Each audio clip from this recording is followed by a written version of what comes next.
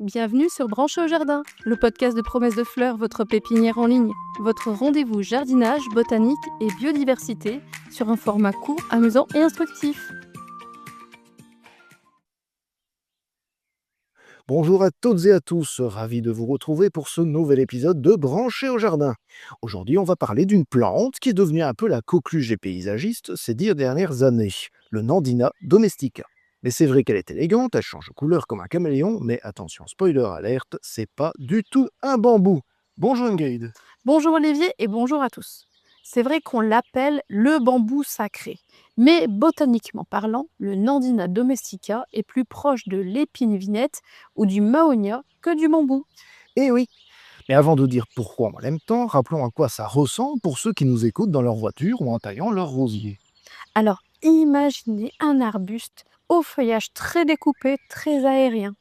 Au printemps, les jeunes pousses sont souvent teintées de rose ou de bronze. En été, il devient d'un vert frais avec de jolies fleurs blanches en grappes. Et en automne-hiver, alors là, c'est le spectacle. Il vire au rouge flamboyant, au pourpre, parfois même à l'orange électrique. Alors auparavant, on connaissait surtout que la forme classique, le véritable Nandina domestica, qui peut monter quand même jusqu'à 2 mètres de haut. Mais aujourd'hui, on a des variétés incroyables, je pense notamment à Gulfstream, à Curly Obsesside, même à Twilight, qui vont rester assez compactes. On peut d'ailleurs les retrouver, ces variétés et tant d'autres, sur notre site promessesdefleurs.com. Mais bref, le Nandina, c'est aussi une plante idéale pour les petits jardins.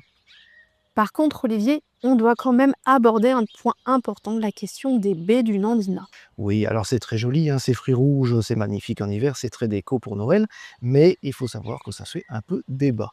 Exactement. Il faut savoir que les baies du Nandina contiennent des substances qui peuvent être toxiques pour certains oiseaux s'ils en consomment en trop grande quantité. Cela a été le cas récemment avec les jaseurs d'Amérique. Il y a d'ailleurs une publication scientifique sur le sujet. C'est d'ailleurs pour ça que ces dernières années, on conseille de plus en plus de planter des variétés qui fleurissent peu ou alors de tailler les grappes après la floraison pour préserver les oiseaux, notamment si on vit près d'une zone de biodiversité fragile.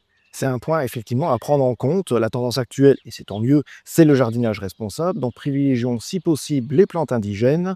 Mais revenons quand même ici sur le Nandina. C'est une plante qui est très facile et qui réclame peu d'entretien. Oui, c'est une plante même quasi increvable. Elle tient au soleil, elle tient à la mi-ombre, elle supporte le gel jusqu'à -20 degrés. Une fois bien installée, elle gère même plutôt bien la sécheresse. Petit conseil, plantez-la dans un sol bien drainé car elle n'aime pas avoir les racines dans l'eau tout l'hiver. Et pour la taille, c'est simple, je vous conseillerais de ranger le sécateur. Tu as raison Olivier, le Nanzina n'aime pas être tondu ni taillé comme une haie de tuya. Si on veut le rafraîchir, on peut tout de même couper une vieille tige sur 3 à sa base pour l'aider à respirer au niveau du centre de la plante. On garde ce côté plumeux, cette élégance graphique qui fait tout son charme. Alors Ingrid, on l'associe avec quoi pour que ça claque? Alors pour un look moderne, je l'adore avec des graminées par exemple comme les Pennisetum. Le contraste entre le rouge du Nandina en hiver et le doré des graminées, c'est tout simplement sublime.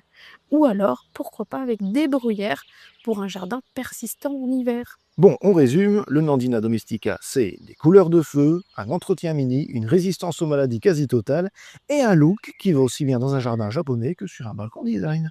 Et c'est le sans faute ou presque pour cette plante. Juste un petit rappel, attention aux enfants et aux animaux car la plante est toxique si on la grignote. Alors on l'admire avec les yeux, mais pas avec les dents. Merci Ingrid pour ce judicieux rappel. On espère que ça vous a donné quand même envie de planter des Nandinas dans votre jardin. On se retrouve la semaine prochaine pour un autre podcast. Avec plaisir Olivier. Au revoir à tous et bon jardinage. Au revoir. C'était Branché au jardin. À bientôt pour de nouveaux podcasts sur le jardinage et la botanique. En attendant, découvrez d'autres articles et vidéos sur notre site promessesdefleurs.com.